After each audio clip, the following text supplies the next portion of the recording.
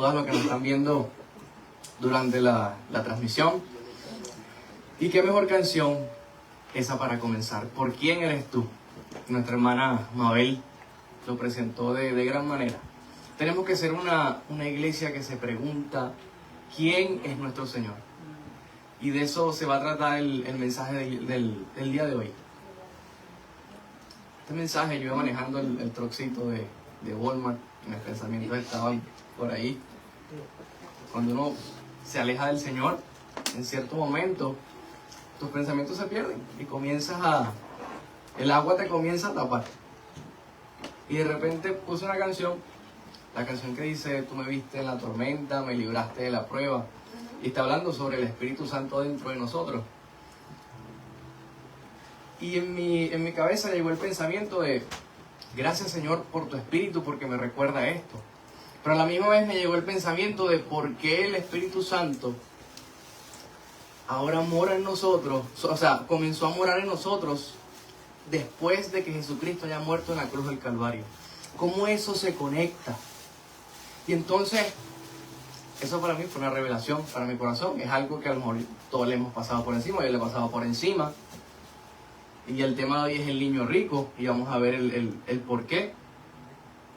El sentido es que el llamado de Dios para mí con este mensaje y que tiene para ustedes es que nosotros recordemos y veamos el valor de lo que tenemos, que es su Espíritu Santo, que eso no vino solamente porque Él quiso habitar dentro de ti, sino que le costó a Él hacer eso. Por eso es que tenemos que ser una iglesia, como les dije al principio, que se pregunta quién es Dios, cómo el Señor pudo haber hecho posible el vivir dentro de nuestros corazones, y eso cambia totalmente la manera en que caminamos con Él. Muchas veces uno se pregunta, pero ¿cómo yo puedo impactar a las personas? ¿Cómo yo predico? No es difícil.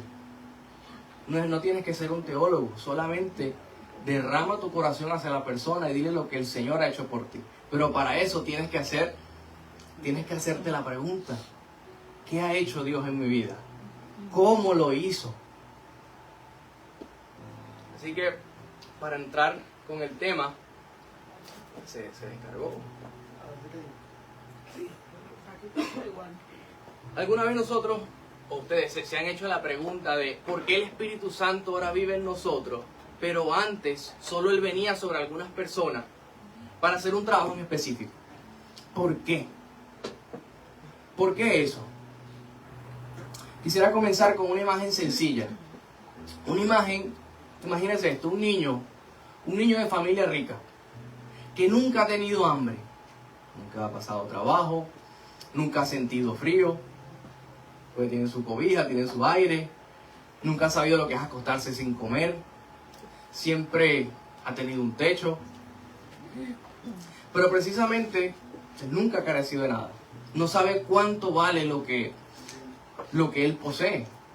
En estos días estaba viendo un video del Canelo Álvarez, el boxeador. Le estaban preguntando, ¿cómo haces tú para lidiar con tus hijos? Ellos no te preguntan sobre cuánto dinero tienes, papá, esto y lo otro. Y le dice, no, nunca me lo han preguntado. Pero si me lo preguntan, yo se los dejo saber. Y yo les digo que ese dinero es mío y no es de ellos.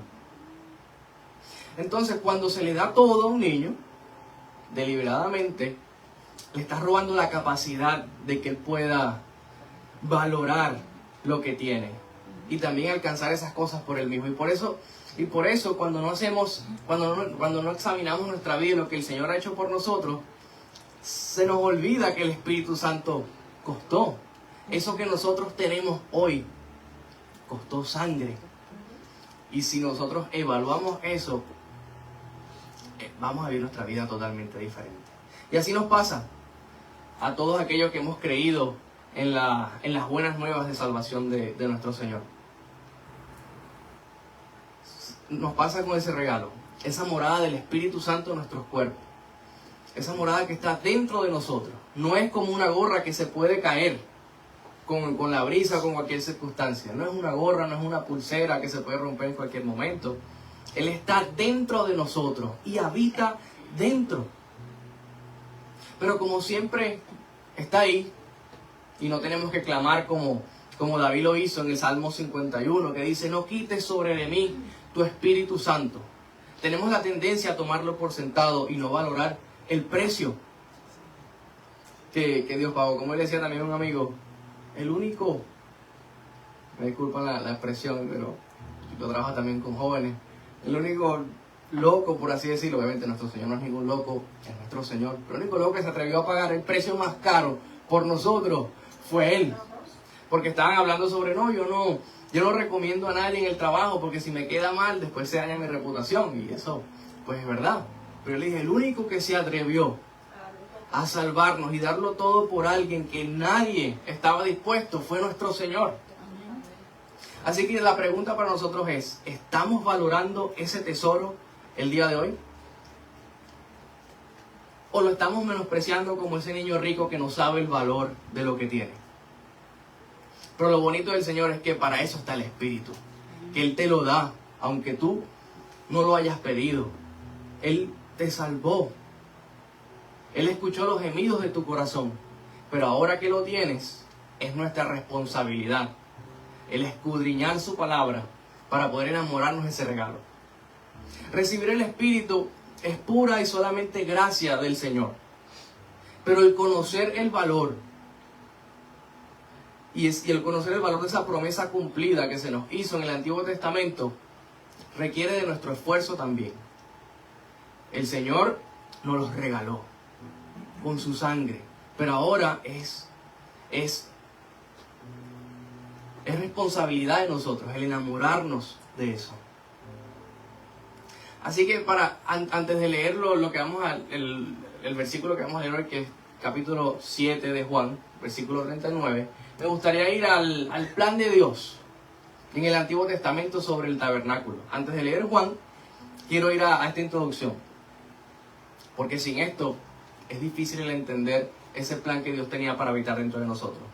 El tabernáculo era un lugar que Dios ordenó a levantar en medio del desierto para habitar con su pueblo. Como vemos en Éxodo 25:8, dice, harán un santuario para mí y habitaré en medio de ellos.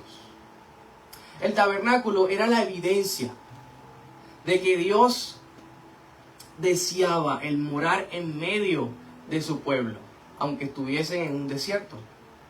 Pero todavía había una separación. El pueblo no podía entrar libremente a ese tabernáculo. Ya más abajo vamos a ver cuáles son los requerimientos. Pero esto me llamó la atención. Había una diferencia entre el pueblo de Dios y los pueblos paganos. En ese tiempo la mayoría de los pueblos paganos tenían templos inmensos y fijos. Pero el pueblo de Dios tenía un tabernáculo que se movía con ellos durante todo el proceso. ¿Qué nos enseña esto? Que desde el principio, desde el Génesis, como vemos que el Espíritu se movía en las aguas, deseaba habitar con nosotros. Si algo nos podemos llevar es que el Señor siempre desea habitar con nosotros, siempre lo deseó y lo hizo posible. También el propósito era preparar al pueblo para el templo verdadero. Y ese templo verdadero no se trata de estas 4 paredes en las que estamos, sino nosotros. Y el plan de que un día el templo no sería más de telas ni de piedras, sino sería de corazones redimidos. Ahora vamos a tocar rápido los 3 lugares que tenía el atrio, el tabernáculo. Tenía el atrio. El propósito era el lugar de acceso inicial para todo el pueblo de Israel. Allí estaba el altar, ahí estaba el altar de bronce para los sacrificios y la fuente. Que es primero estaba el altar donde se quemaba el sacrificio y después venía una fuente para ellos lavarse. Después venía el lugar santo, que era exclusivo y contenía un candelero de oro, la mesa de los panes de la proposición y también el altar del incienso, que representa la oración y la adoración que sube a Dios. Y después venía el lugar santísimo, que representa la glorificación y la plena presencia de Dios. Imagínense, este es el tabernáculo. Al principio aquí hay una pared y ahí es donde está el sacrificio. Primero tenías, para poder entrar, había unas velas, unas telas pesadas que para entrar tenías que arrodillarte. Ya Dios te está diciendo que Él tiene sus reglas de cómo lo vas a buscar. Tiene que ser con un corazón humillado. Después venía el sacrificio, después se lavaban y después estaba el lugar santo donde estaba el candelero, la luz, y estaba también lo que subía, el incienso para la oración, y después venía el lugar santísimo. Y ese lugar santísimo estaba separado. Solamente una vez al año podía entrar el sacerdote. Y el sacerdote tenía que entrar haciendo sacrificio, con sangre ajena, no era su propia sangre. Pero todo eso era una sombra de lo que el Señor iba a hacer. Ahora sí vamos a leer Juan 7:39. Los versículos que están arriba fueron los de la predicación antepasada, sobre que brotarán de nosotros esos ríos de aguas vivas que nuestro pastor nos predicó con cariño, con fuerza y con correa también para nosotros. Dice, esto dijo del Espíritu que habían de recibir los que creyesen en Él. Repita conmigo. Esto dijo del Espíritu que habían de recibir los que creyesen en Él. Pues aún no había venido el Espíritu Santo, porque Jesús no había sido aún glorificado. Y por eso es que es importante el escudriñar la Escritura. Aquí lo dice. Le podemos pasar por encima y decir, sí, el Espíritu Santo va a venir dentro de nosotros. Esa es la promesa. Pero ¿cuándo? Tiene que ser después de que nuestro Señor haya sido crucificado, resucitado y glorificado. Vemos que lo que antes era un tabernáculo físico donde Dios habitaba en medio del campamento, ahora se transforma en un tabernáculo vivo dentro de cada uno de nosotros. Todo aquel que haya creído en Él va a tener la vida eterna. Amén. Pero lo maravilloso es que ahora Dios va a habitar dentro de nosotros. Eso no lo podemos entender al 100% con lógica. Pero qué bonito que tenemos un Dios que nosotros no entendemos. Que hizo posible el poder morar en nuestros corazones, cuando nuestro corazón lo que hizo fue profanar su ley. Imagínense, váyase al tiempo del Antiguo Testamento. Vemos esa promesa que Él dice, yo voy a derramar mi espíritu sobre todos aquellos y voy a escribir mis leyes en sus corazones para que me adoren. Pero cuando vemos también el carácter de Él, que es 100% santo, nosotros decimos, pero nosotros no somos santos. ¿Cómo eso lo va a hacer posible? Entonces imagínense al pueblo viendo que para poder entrar en el lugar santísimo, en el lugar santo, se tenía que dar sacrificio. Solamente Él pudo haber hecho esto. El Hijo, el Padre y su Espíritu Santo. Los tres juntos, con gran amor hacia nosotros. Con esto vemos que Dios también estableció un orden para que su pueblo pudiera acercarse a Él. Tenemos un Dios que tiene sus órdenes, un Dios que tiene sus reglas, y no tiene que haber ningún problema con eso. Él es el dueño de todas las cosas. ¿Cuál es el problema? Si tenemos un Dios que nos compró y pagó lo que nadie pagaría por nosotros. Si por naturaleza, cuando uno va al supermercado, uno busca lo más barato siempre, o ahorrarse el dinero y tener algo de mejor calidad por el menos precio posible. Pero Dios no. Dios pagó el precio más alto por nosotros.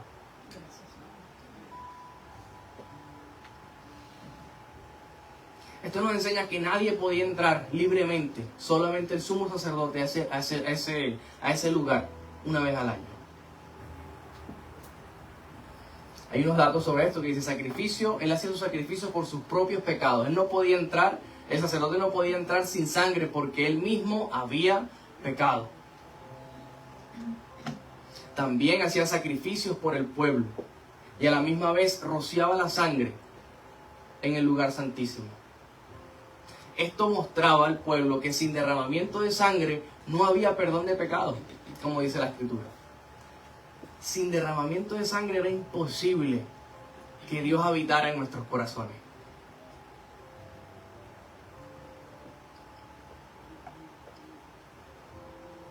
¿Qué regalo el Señor nos ha dado? Por eso debemos entender que fue producto de un proceso entre justicia y amor. Eso todavía a mí me hace llorar, me vuela la cabeza, Porque vemos un Dios que nos quiso salvar desde el principio, que nos creó en un mundo perfecto. Pero nos perdimos. Entonces sabemos que Dios es amor, pero a la misma vez es justicia. Tenía que hacernos justicia. Alguien tenía que morir. Imagínense que estamos al frente de un juicio y todo estaba perdido. Y decimos, Señor, yo quiero disfrutar de tu presencia. Quiero estar contigo por siempre. Porque tu Espíritu me ha revelado que hay maravillas que tú me tienes. Que la vida eterna es junto a ti. Que el cielo es cielo y paraíso porque tú estás ahí. Pero después se nos dice, pero tienes una lista larga para pagar. Eso en nuestros corazones tendría que darnos un bajón emocional y tristeza. Imagínese que usted pueda ver todo lo que Dios tiene para usted, pero al final te digan, no eres digno. Lo que te espera es una cárcel por siempre. Pero después sale Jesucristo y dice, yo pago por él. Y ahora sí, en él somos dignos de todas esas cosas y herederos de eso. Sí, Señor. Y vamos a tocar el primer punto, el problema del pecado. El pecado es separación de Dios, el pecado nos separa de él. Hay creencias que dicen que el pecado es solamente lo que tú creas que es pecado y que no es grave. Ese pensamiento es la puerta a una vida de adicciones, a una vida de cadenas, a una vida de desesperanza, a una vida con odio y rencor por todos lados. Que al principio te ofrece libertad, pero lo que te está haciendo es cautivo de todas esas cosas. El pecado es grave. Y por eso es que también es necesario el hablar. Tenemos que predicar la iglesia a las personas. Porque por más contentos que los veamos, necesitan redención. Disciplina. El viernes, Ricardo me estaba cortando el cabello. Mira, marketing no pago. Ya se graduó. Entonces estaban hablando sobre los muchachitos que los barberos entre ellos estaban hablando que hay niños que son muy inquietos para afectarse. Hay unos que son tranquilos y otros que no. La diferencia es que los tranquilos eran que tenían unos papás que estaban al lado. Posiblemente le daban su cocotazo. Pero los otros no. Entonces ellos están diciendo, hay papás que solamente se sientan en la silla y le hacen señas desde allá. Pero los niños en la tablet y todo eso, y se mueven, y te empiezas recortándolo aquí y terminas por allá. El niño moviéndose por todos lados. Ellos están diciendo, hay unos que eran papás y otros no. Pero hay unos que están diciendo, no, cuando yo tenga a mi hijo, yo le voy a poner disciplina, porque eso no es así. Porque mira la pena que nos hace pasar aquí en la barbería. Y yo le comenté a Ricardo, porque el dueño de la barbería, Ricardo tenía ciertas conversaciones con él. Él es de los que dice de que él adora el Dios que le provoque. Si en el día él le provoca adorar cierta religión, él adora esa religión. Si al otro día él adora al otro, él adora al otro. Que eso es libre, que eso no importa, que no hay regla. Y él estaba hablando, no, a los niños hay que disciplinarlos. A los niños no se les puede dar todo. Hay que educarlos. Yo le dije, si a ellos nosotros les decimos, de la misma manera que esos niños necesitan un padre, ¿por qué ustedes no aceptan a Dios? ¿Por qué no aceptan que Dios es el que pone las reglas? Entonces ahí vemos la doble cara. Si tiene un hijo, están diciendo que hasta correazo le van a dar, hasta disciplina. Pero cuando se trata de Dios y se les dice que hay un Dios que creó todas las cosas, hay un Dios que tiene su ley moral y que cuando las rompes tiene consecuencias de muerte y muerte eterna, entonces ahí no. Lo que eso me llevó a pensar es que gracias a Dios por su Espíritu Santo, Sí, Señor. que está dentro de nosotros y es ese freno, como ese freno que tienen los caballos, que nos da. Gracias por eso. Y ahora la ley, en vez de convertirse en dolor, en una maldición para uno, como al principio uno dice, pero ¿por qué? Dios no quiere que yo disfrute, Dios no quiere que yo haga esto, que yo haga lo otro. Pero en realidad esa es lo que hace, es salvarte de ti mismo. Así que el pecado tuvo su origen con Lucifer, el lucero hijo de la mañana, como lo pone Isaías. No contento con ser todo esto, él deseó ser semejante a Dios.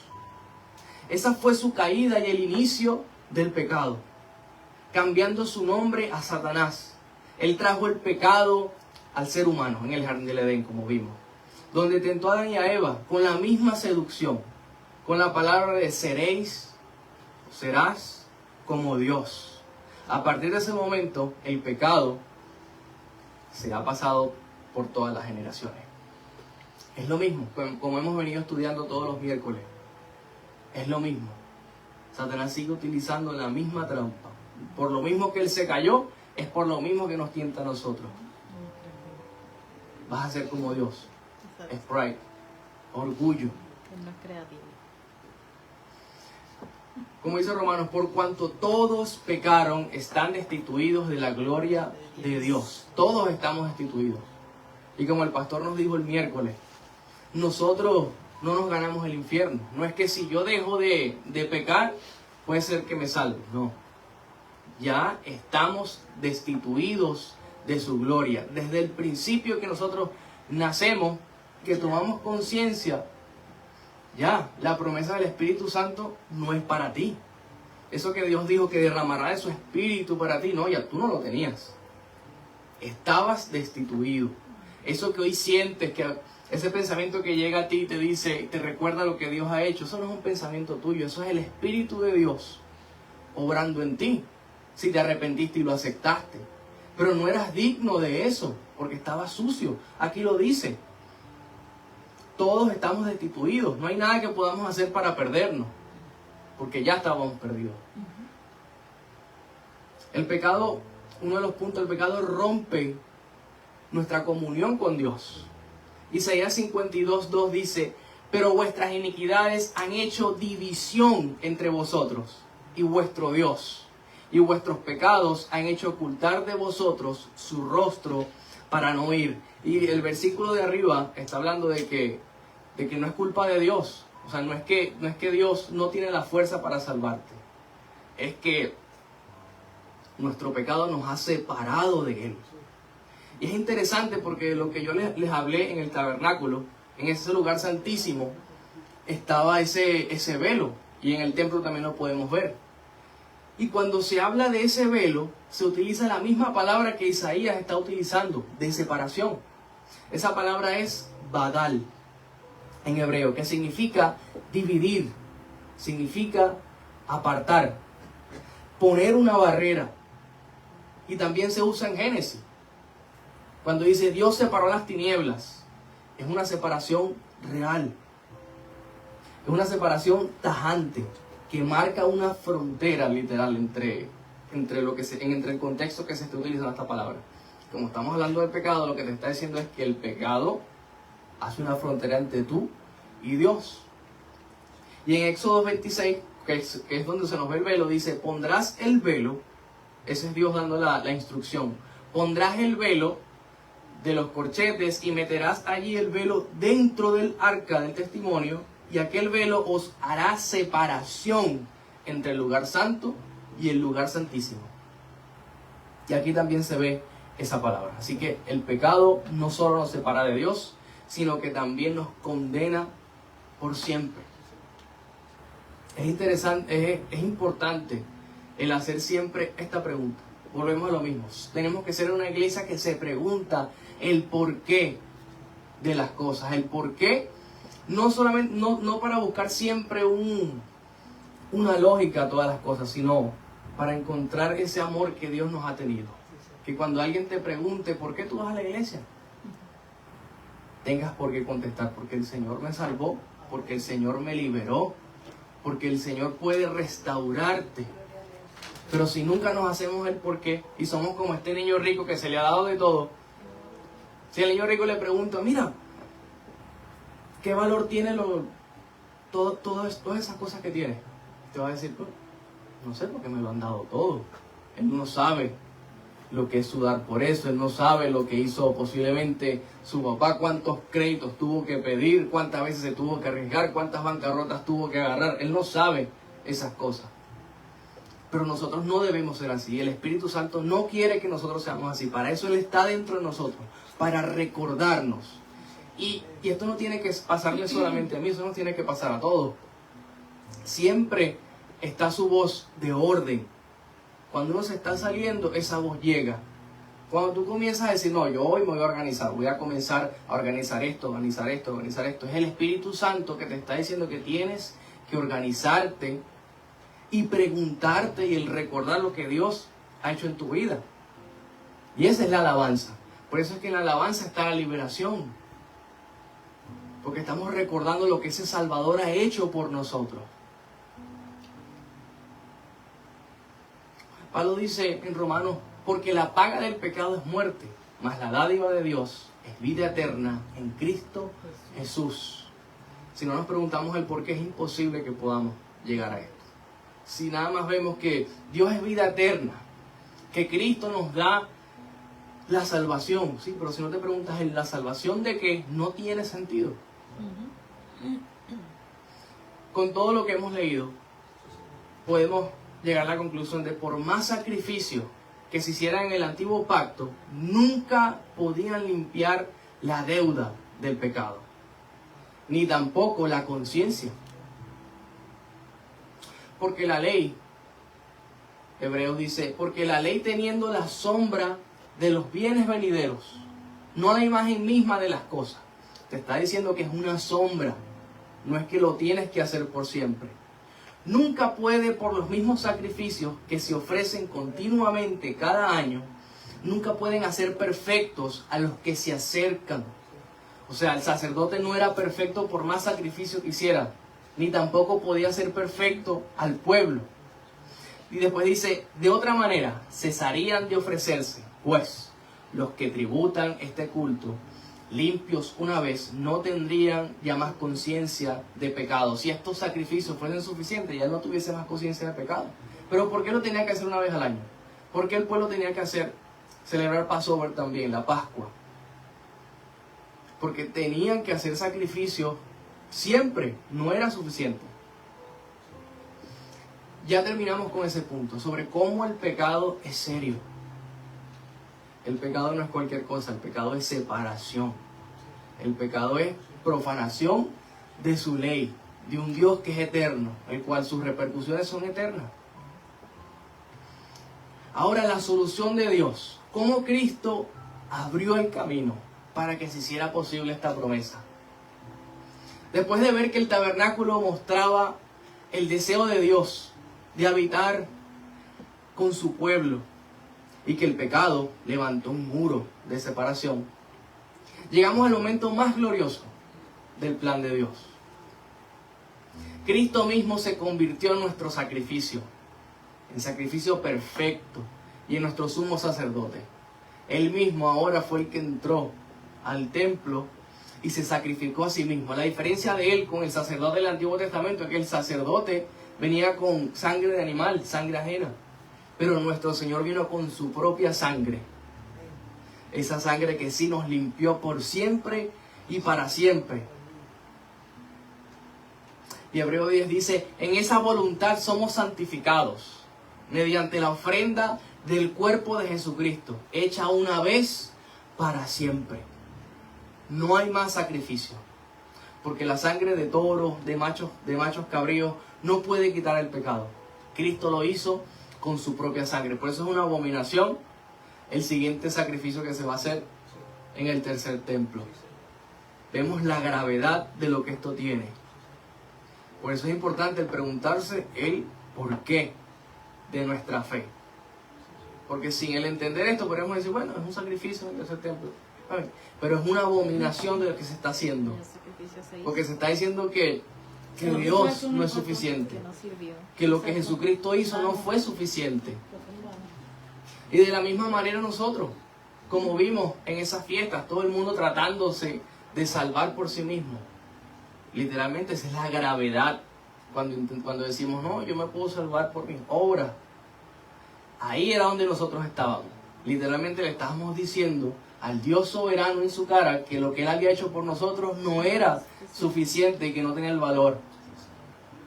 Pero qué bonito que el Señor nos tuvo misericordia y nos dio la oportunidad de arrepentirnos de nuestros pecados y poder ser esa luz que nos reveló y nos convenció de que habíamos profanado la ley del Dios eterno y que estábamos condenados para siempre. Cristo es nuestro sacerdote. Y vemos en Mateo 27:51 que dice: y he aquí, el velo del templo se rasgó en dos, de arriba hacia abajo, y la tierra tembló, y las rocas se partieron.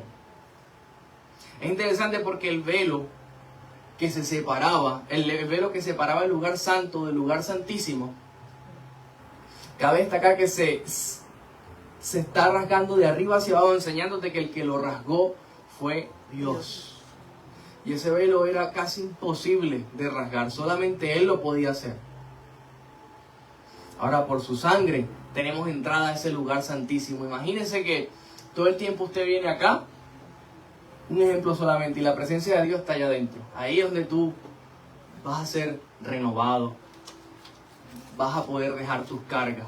Pero sigues viniendo 1 año, 2, 3, 5 años, no puedes entrar allá. Y solamente lo ves a la distancia. Ahora no le vemos mucho el valor, por eso mismo, porque estamos viviendo en el tiempo de la gracia, donde su Espíritu fue derramado entre nosotros. Pero si nos vamos allá, cuando el pueblo solamente podía ver a la distancia solamente donde Dios estaba, y mucho más los gentiles, que no tenían acceso al templo, dentro del templo. Imagínense cuando se ve ese velo roto, y ahora tenemos entrada al lugar santísimo. Que ahora no tenemos que ir a ningún sitio para poder adorarle en espíritu y en verdad. Que en nuestras casas, en nuestro lugar de oración, somos renovados por Él. 1 Corintios dice: y no ignoráis que vuestros cuerpos son templo del Espíritu Santo, el cual está en vosotros, el cual tenéis de Dios, y que no sois vuestros, porque habéis sido comprados por precio. Glorificad, pues, a Dios en vuestro cuerpo y vuestro espíritu, los cuales son de Dios. El mundo vive diciendo: este cuerpo es mío, yo tomo mis decisiones. Pero cuando nosotros entendemos que tenemos a un Dios que pagó con su sangre, debemos entender de que ahora somos su propiedad. Y no es porque Él te obligó. Recuerde, como la predicación, todo aquel que tenga sed, si viene a mí, yo le daré esa agua y fluirán esos ríos de agua viva. Pero es para aquellos que tengan sed y se acerquen. Jesucristo no te obligó a que tú te arrepintieras. Tú fuiste el que decidiste arrepentirte. Entonces ahora Él te compra y Él es tu dueño. Esto me lleva a cuando Jesucristo entra al templo y vemos cómo reacciona de esa manera y comienza a decir: ustedes hicieron esto una cueva de ladrones. Esto es casa de oración. Y después Juan, que está escribiendo, dice: se recordaron de la escritura en el Antiguo Testamento que decía: el celo por tu casa me consume. Y ellos le dicen: pero ya que tú estás haciendo esto y hablando de esta manera, dame una señal. Y Jesucristo les dice: destruid este templo y yo lo levantaré en 3 días. Entonces, ya que nosotros ahora somos templo de Él, de que Él mora en nosotros, todavía no tenemos ese cuerpo transformado, lo vamos a tener cuando Él nos levante o cuando se acabe nuestra misión por acá. Pero lo interesante es que tenemos a un Dios que es celoso. Como también, como hemos estado estudiando los miércoles, las diferentes religiones. Cuando nosotros nos estamos yendo a otras cosas, comenzamos a leer libros que no deben leer, hacer esas cosas, el Espíritu Santo se pone celoso.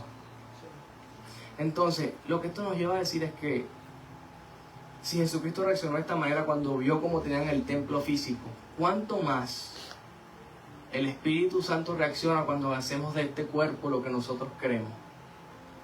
Llega un momento en nuestras vidas que tenemos que dar un paso atrás y decir: este templo es tuyo, tú lo compraste y ahora lo tengo que poner en servicio a ti.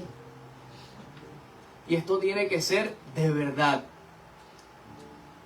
Realmente yo entendí esto no mucho tiempo. Fue casi ahora. Y es misericordia de Dios. Porque al principio el Señor te salva,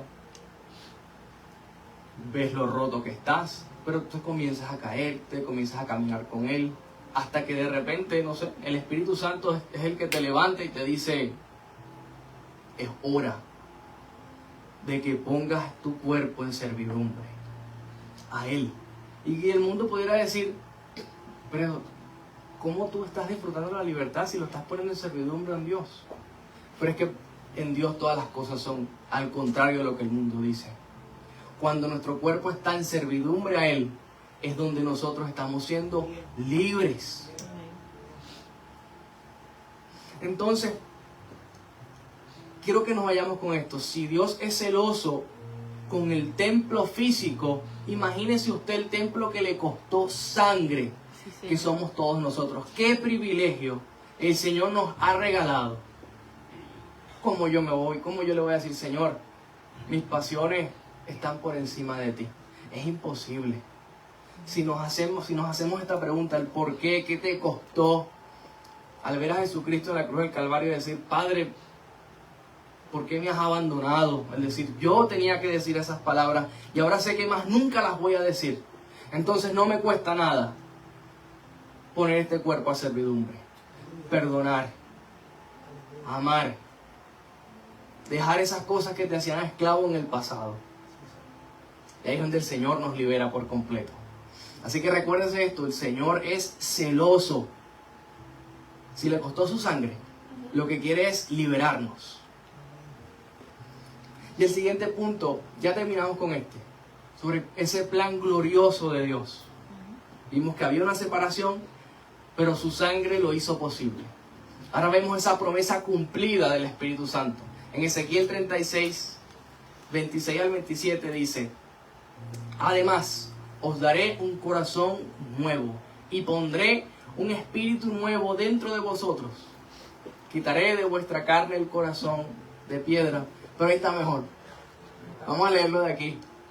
Les daré un corazón nuevo y pondré un espíritu nuevo dentro de ustedes. Les quitaré ese terco corazón de piedra y les daré un corazón tierno y receptivo. Pondré mi espíritu en ustedes para que sigan mis decretos y se aseguren de que obedecer mis mandamientos, mis palabras, mis ordenanzas. Qué bonito. Ahora este versículo puede ser posible. Si nosotros nos trasladamos al pasado, imagínense que usted está viviendo allá y ve esto. Dice, gracias Señor por lo que vas a hacer. Pero después vemos que somos incapaces de cumplir la ley. Oye, pero ¿cómo esto va a ser posible? Y ahora vemos al sacerdote haciendo sacrificios. Ya te estaba diciendo Dios que iba a venir un Mesías que iba a derramar su sangre. Todo lo que hemos visto hasta ahora, el tabernáculo, el pecado, el sacrificio de Cristo y el velo rasgado, tenía un propósito mayor, más allá de un simple templo hecho por manos de hombre. Ese propósito era que el Espíritu de Dios ya no habitará más dentro del tabernáculo, sino dentro de nuestros corazones. Y como dice el versículo que estamos utilizando como base, Juan nos dice, dijo del Espíritu Santo, que habían de recibir los que creyesen en Él, pues aún no había venido el Espíritu Santo, porque Jesús no había sido glorificado. Ahora esto tiene sentido. ¿Por qué el Espíritu Santo habita dentro de nosotros ahora y no en el Antiguo Testamento? Porque todavía nuestros corazones, y nosotros que somos el templo de Él, no éramos dignos de Él.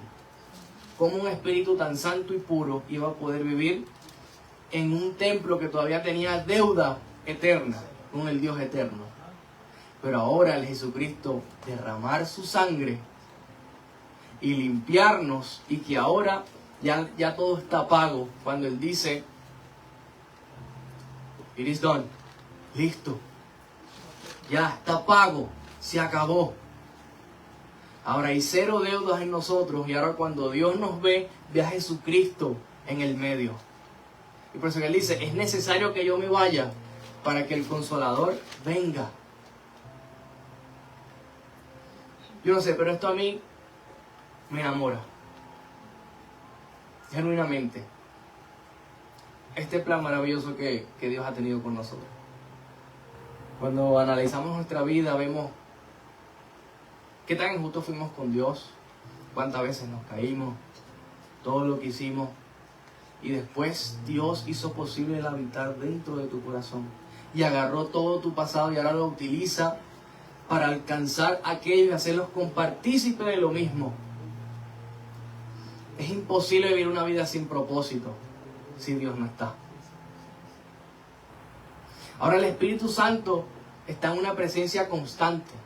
En el Antiguo Testamento, en el Antiguo Pacto, la presencia se manifiesta en el tabernáculo solamente, en el templo. Ahora, bajo el nuevo pacto, nosotros mismos somos el tabernáculo vivo de Dios. Lo que antes era separación, ahora es comunión íntima con Dios. Todos los días y en cualquier lugar. Y al final, y con esto voy a cerrar. En Efesios habla sobre las arras del Espíritu. El Espíritu Santo en nosotros es la evidencia y la seguridad de que tú vas a ver a Dios cara a cara. Dios te da el adelanto de su herencia. Si hoy tú puedes experimentar lo que es el Espíritu Santo en tu vida, dale gloria a Dios. Y si no, pues el altar está abierto y la invitación está abierta. Si alguien que nos está viendo durante la transmisión, si no has tenido esta experiencia, pide al Espíritu Santo que te convenza de pecado para que puedas verle. Pero su iglesia ahora ya tenemos la evidencia de que lo vamos a ver cara a cara algún día. Y todo esto que vimos, esto que nos separó, todos nuestros pecados que nos separaban de Él, le vamos a poder decir, gracias Señor por lo que hiciste. Desde el principio, como vimos, el Señor quiso habitar en nuestros corazones. Nos separamos de Él, merecíamos la muerte eterna, pero Él proveyó un plan maravilloso para hacer posible de este templo inmundo, sucio, hizo posible su morada en nosotros. Esto solamente nos tiene que llevar a adorar a nuestro Señor por lo que ha hecho. No es un domingo más, no es un día más. Venimos a adorar a aquel que hizo posible hacer morada en lo que todo el mundo llamaba que estaba perdido. Así que inclinemos nuestra cabeza. Vamos a orar. Gracias, Señor, por tu misericordia. Gracias, Señor, porque tú nos recuerdas por medio de tu Espíritu Santo. Gracias, Espíritu de Dios, por recordarnos que debemos acercarnos a ti. Y nos muestras tu plan para enamorarnos de lo que tú has hecho por nosotros. Porque si no entendemos nuestra situación, si no entendemos dónde nosotros estábamos antes de que nos hubieses alcanzado, era imposible que tú morases en nuestros corazones. Pero gracias, Señor, te damos. Porque si hoy somos dignos de eso, es gracias a ti. Sin ti, Señor, no somos dignos de nada de lo que tú tienes para nosotros. Gracias, Señor, por tu misericordia y por venir desde tu trono a salvarnos y darnos este regalo, que solamente es el principio de lo que tú nos tienes guardado, Señor. Te damos gracias en el nombre de tu Hijo Jesucristo amado. Amén. Amén. Aleluya. Maravilloso, ¿verdad que sí es el Señor? ¿Qué puede decir la iglesia después de estas palabras? Gloria a Dios, Señor. Después de estas palabras sabemos que todos nosotros fuimos marcados, ¿verdad que sí? Fuimos marcados, ¿verdad que sí? Y que esa marca vino a nuestra vida por gracia, ¿verdad que sí?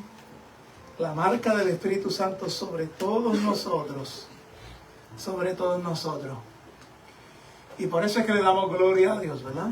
De que ahora nosotros somos templos de Dios, somos piedras vivas, marcados por ese Espíritu que nos da un nuevo corazón, que agarra el corazón de piedra y lo hace carne. Para que ahora puedas ver lo que antes no veías. Y todo eso es trabajo de Dios. Sí, Señor. Y por eso es que le damos gloria, porque Dios conoce nuestra condición. Como conoce nuestra condición, Él sabe qué hacer para atraer nuestro corazón. Y por eso, ese amor, yo pudiera estar perdido en todos mis quebrantos. Yo pudiera estar perdido en toda mi vida, pero como ahora se me fue dado el Espíritu Santo me guía. Es lumbrera en mi camino. Me abre los ojos para ver cosas que antes no veía. Y usted sabe qué, que cuando suenen y los ángeles vengan a recoger a todo el mundo de este mundo, van a saber la diferencia entre la gente. Porque hay unos que brillan y otros no. Y no es que brillan por el banco, por los carros, porque tienen cosas muy... No. Brillan porque el Espíritu Santo que mora dentro de nosotros nos hace alumbrar. ¿Verdad? Y por eso es que tú no pones una luz y la pones debajo de una silla para que no alumbre. La pones encima para que comience a alumbrar a todo el mundo. ¿Verdad que sí? Sí, So, le damos gloria a Dios por todas estas cosas, por su Espíritu Santo maravilloso, que muchas veces lo estamos contristando todos los días con nuestras actitudes, contristándolo, no dándole la posición que Él se merece en nuestra vida. Nos habla muchas veces a nuestro corazón, nosotros creemos que somos nosotros mismos hablándonos. Sí. Nos habla en momentos y nos dice, ven, te estoy llamando. No, yo no voy a parar ahí. El orgullo a veces atrasa todo este proceso de grandeza en el Señor, porque el orgullo simplemente sigue vivo en el corazón. Y el Espíritu Santo va batallando con ese pensamiento. Pero qué bueno que aquí no hay nadie así. Qué bueno que todos ustedes les han entregado el corazón a Cristo. Amén. Gracias, Señor. Qué bueno que yo puedo decir como pastor, y cuando suene la trompeta todos nos vamos. Y que aquí nadie se queda. Qué bueno, pero si no es así y dentro de tu corazón tú crees que no es así, entonces yo te invito a que te levantes donde estás y ahí le digas al Señor en esta última oración para cantar este canto que se llama Rey de Gloria. Sí, Señor. Póngase sobre tus pies. Póngase sobre sus pies. Qué bueno es el Señor. Y ahí donde usted está, si usted todavía no ha hecho esta oración, por vergüenza o lo que sea, le invito a que usted ahí incline su cabeza donde está. Y ahí en la privacidad de su corazón y en la privacidad ahí donde está, le ponga a esto prioridad. ¿Verdad? Yo me recuerdo la abuelita de Charles. Yo le contesto a ustedes muchas veces que se miraba al espejo y decía, Señor, no, que yo no me crea salvo cuando yo no lo soy. Que yo no me crea salvo cuando yo no lo soy. Una viejita de 80 años parada al frente de un cristal diciendo, Señor, por favor, dime si yo soy salvo o no. Y yo creo que esa la tenemos que hacer todos nosotros. So, en este momento yo voy a dejar un momento, perdón, un minuto, para que usted incline su cabeza y usted se pregunte de verdad, dentro de su corazón, ¿seré yo salvo o no? Y se pregunte, como nos acaba de decir José, se pregunte verdaderamente en su corazón, ¿mi corazón ha llegado a la humillación, a la cruz o no? ¿Mi corazón ha llegado a tener un encuentro con el Señor o no? ¿Mi corazón ha llegado a ver la gracia de Cristo en la cruz o no? ¿O simplemente es costumbre o religión de tiempo? ¿O porque me enseñaron? ¿Mi corazón me da testimonio de que yo soy salvo o no? Se le invito a que incline su cabeza por un momento y se haga estas preguntas. Haga esas preguntas a su corazón. Señor, te doy gloria en esta mañana.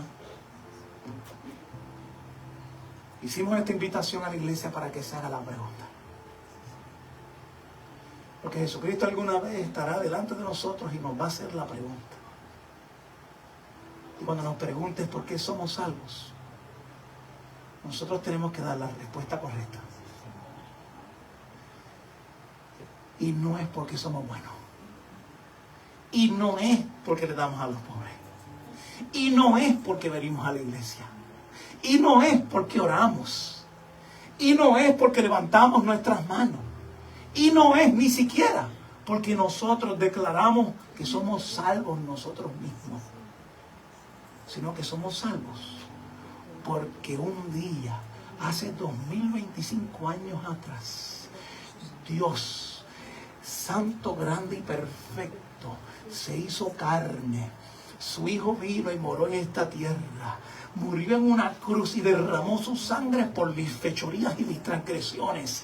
Y hoy yo puedo declarar que yo soy salvo por lo que Él hizo por mí. No por lo que yo creo que yo hice para encontrarlo, sino lo que Él hizo por mí, lo que Él derramó en la cruz. Ahora cuando Dios me mira, no ve a Pastor Javier. Cuando Dios me mira, lo que ve es a Cristo en mí, viviendo, a su Espíritu Santo dándome vida, ilumbrando dentro de mí. Por eso, iglesia, hazte la pregunta más difícil de tu vida. Hazte la pregunta, porque los tiempos están cortos. Cristo está a la puerta y necesitas hacerte la pregunta. Gracias, Señor. Danos un espíritu de reconocimiento para poder entender esto. Danos un espíritu para poder reconocer que tú estás a la puerta. Danos, Señor, el espíritu de humildad para desplazar todo orgullo en nuestro corazón. En el nombre que es por sobre todo nombre, para la gloria de tu Hijo, hemos orado. Amén, Señor. Amén. Yo creo que ahora entonces deberíamos cantar despedida a todos aquellos que esta mensaje ha sido de mucha bendición para ustedes. Dios les bendiga.